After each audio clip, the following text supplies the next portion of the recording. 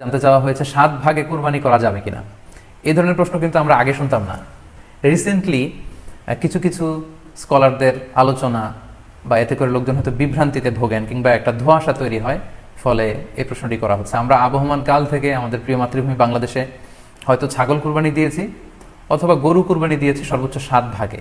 So এটা আমাদের সবার কাছে জানা ছিল, এ নিয়ে আগে সংশয় ছিল না। ইদানিংকালে অনেকের মধ্যে এই বিষয়ে সংশয় জেগেছে। কেউ কেউ বলে থাকেন যে ভাগে যদি কুরবানি দেওয়া হয় 7 জনে মিলে, গরুতে বা মহিষে বা উটে, এই ভাগে কুরবানি হবে না, এটা অনেকে বলে থাকেন। এই কথাটি আসলে ঠিক নয়। আপনি যদি ভাগে কুরবানি দিতে চান এটি জায়েজ আছে, এবং একটি উটে বা মহিষে বা গরুতে আপনি সর্বোচ্চ 7টি ভাগে কুরবানি দিতে পারবেন ইনশাআল্লাহ। এ ব্যাপারে সহিহ মুসলিমের একটি হাদিসকে আমরা এখানে উল্লেখ করতে চাই।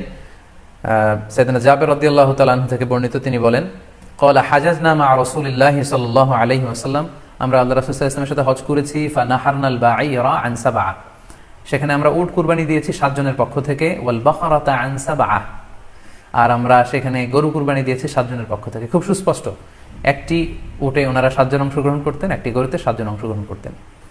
তো এই হাদিসের আলোকে অনেকে বলে থাকেন যে এটি হজের সময়, সফরের সময়, কিন্তু মুকিম অবস্থায় 7 ভাগে দেওয়া যায় না। আসলে এই কথাটিও ঠিক নয়, কারণ সুনানে আবু দাউদের আরেকটি হাদিসে এসেছে যেখানে আল্লাহ রাসূল সাল্লাল্লাহু আলাইহি ওয়াসাল্লাম সুস্পষ্ট বলেছেন, সেখানে হজ বা কোনো সফরের উল্লেখ নেই। সেটা হচ্ছে জেনারেল স্টেটমেন্ট, অর্থাৎ আল বাকরাতু আন সাবআ, গরুতে সর্বোচ্চ 7 অংশ দিয়ে কুরবানি দেওয়া যায়।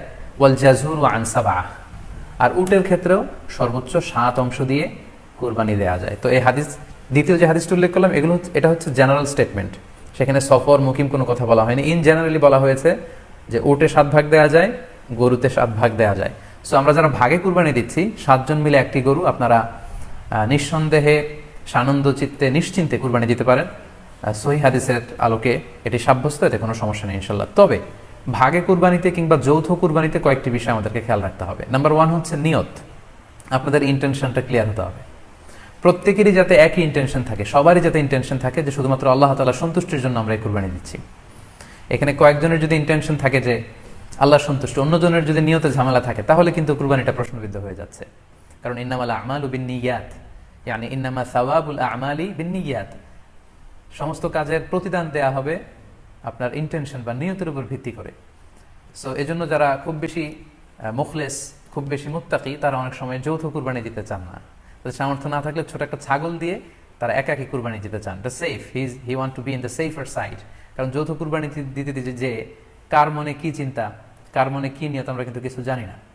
সো যদি যৌথ কুরবানি দেন, কুরবানির আগে সবাইকে এটা কনসার্ন করে দেওয়া, রিমাইন্ডার দেওয়া যে ভাই আমাদের কুরবানিটা হবে শুধুমাত্র কেবলমাত্র আল্লাহ তাআলা সন্তুষ্টির জন্য, অন্য কোনো নিয়তের জন্য না থাকে, তাহলে কিন্তু আমাদের কুরবানি বরবাদ হয়ে যাবে।